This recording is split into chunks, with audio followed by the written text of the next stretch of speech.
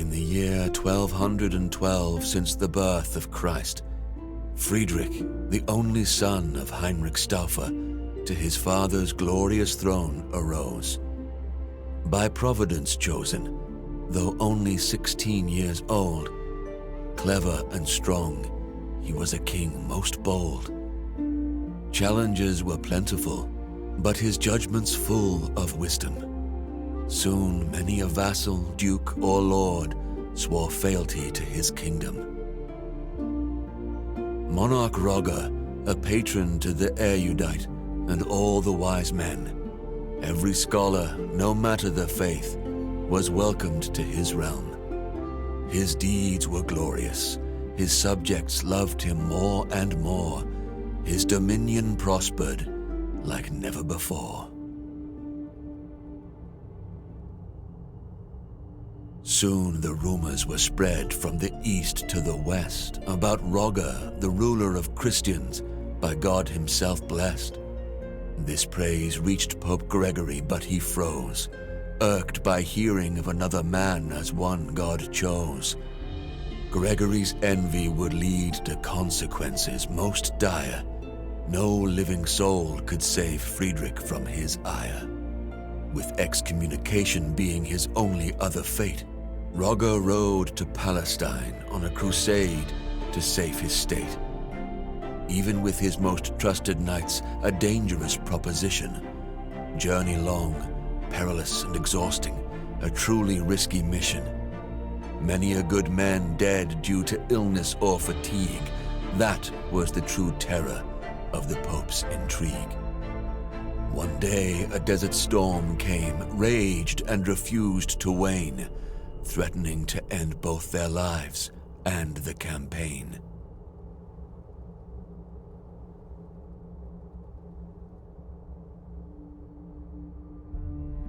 It seemed that for the Emperor's army all hope was lost. Sentries were ordered to find shelter, no matter the cost. At the last moment, the group's scouts spotted a cave. Though ominous and sinister, they must choose to be brave. Roger's men entered the grotto with uneasy feel, making camp in surroundings that were most unreal. Days went by, the storm unwavering, no sign it would clear.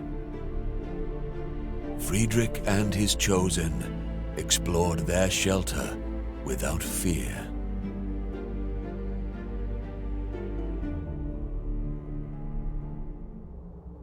Delving deeper into their shelter, anything but small, dark passages lined by pillars receded to a large hall. Friedrich and his company were men loyal and seasoned, but in their hearts was dread which could not be reasoned. Architecture meant not for living men, vast and bold, perhaps chiseled by some mysterious giants of old.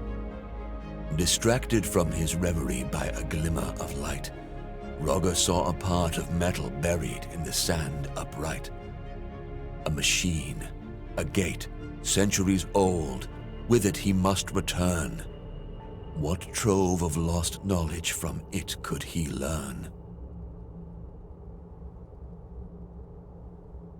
Friedrich, albeit short on time, researched that device. Its power to grant wisdom should more than suffice. Gate to the Temple of Wisdom, the device was now called. It would lead to understanding of deep truths unequaled. In much higher spirits, knights loaded the gate on the caravan, and once again their journey, their crusade has began.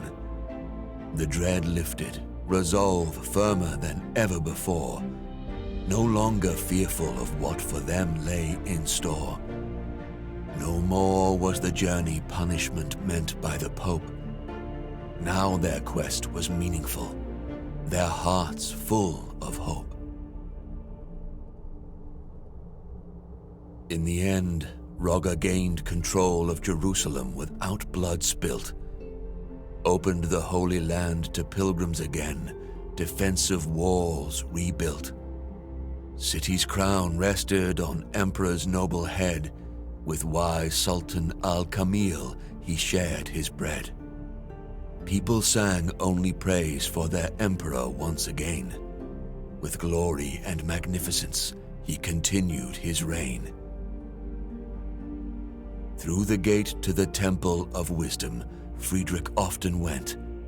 To learn its secrets, to further knowledge was his lustrous intent. He worked closely with those most loyal, those he chose. Thus, a new order of knights noble, order of justice, arose. Emperor Friedrich, always at their point, titled Grand Master, felt he did enough to sate Pope's anger, averted disaster.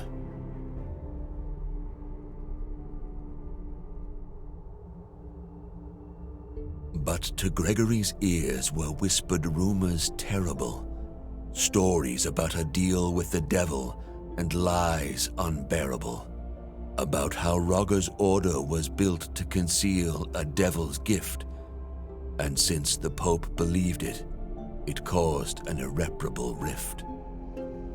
Not long before the Emperor was excommunicated, by all the people of faith, he was to be isolated. Residents of Jerusalem who just a year ago called him their savior, now cast him out, the Pope to blame for this behavior. The Emperor by this iniquity was aback taken. All the Pope's intrigues left him quite shaken. When he finally retreated to Italy and his throne, he lived for his order of justice and his land alone.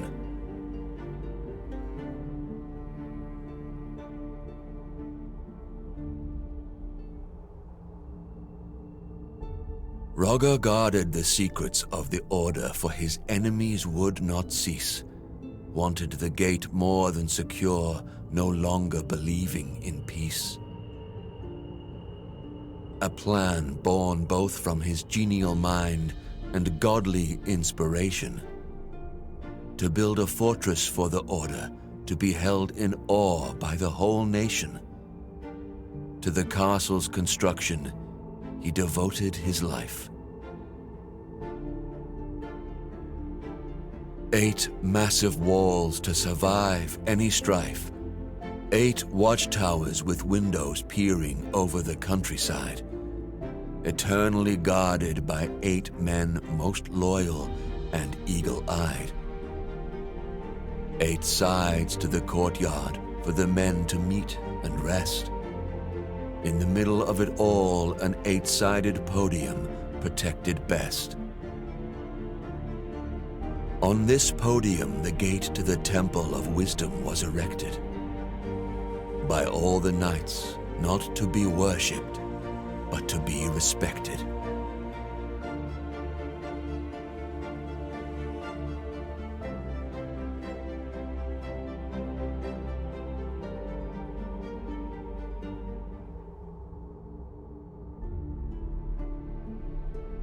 So it was created, for both the lost and the wise it did shine. Templum Justitia, the temple of justice, the castle, the shrine. It was quarters of the order by the wise Placentinus foretold. Inside were troves of wisdom and power, more precious than gold. Even for the wise and powerful flies the time. Men became old, children rose to their prime. After the death of Rogger, Grand Master first, others came, best of the order, in wisdom versed. One after another silent, hidden, but each of virtue measure, the gate to the temple of wisdom, always their treasure. Generation after generation, the secret was keeping, wealth and wisdom gaining, never relenting, never sleeping. But the year 1465 after Christ came, and for the order of justice, the world was never the same.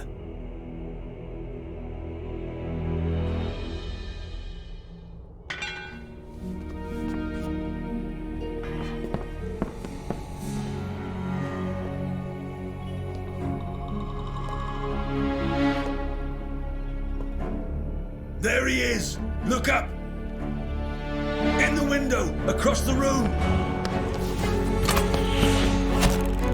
Get him!